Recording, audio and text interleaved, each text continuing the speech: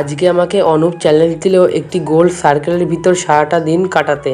বন্ধুরা, একটি গোল সার্কেলের ভিতর কি সারাদিন কাটানো সম্ভব? চলো সেটাই তোমাদের আজকে দেখাচ্ছি।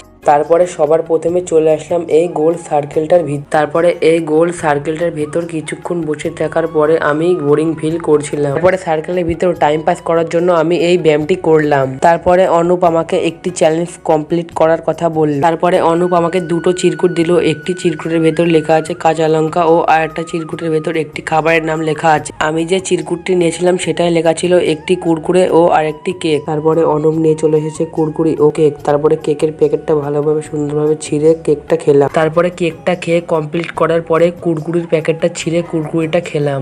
তারপরে খেলাম কুল খাওয়া তো কমপ্লিট। এবার থাকতে হবে সূর্য ডোবার অপেক্ষায়। আমি খেলছিলাম গেম খেলতে খেলতে প্রচন্ড ঘুম পাচ্ছিল, তার জন্য এখন আমি এখানটায় ঘুমাবো। তারপরে এইখানে চটের উপর ঘুমিয়ে পড়লাম। ফাইনালি কিছুক্ষণ ঘুমানোর পরে ঘুমের থেকে উঠে দেখছি যে সূর্য মামা তো গায়েব হয়ে। আমি তো চ্যালেঞ্জটি কমপ্লিট করতে পেরেছি, তার জন্য তোমরা ভিডিওটি লাইক করে চ্যানেলটি সাবস্ক্রাইব করে দাও। আবার দেখাচ্ছে পরের ভিডিওতে।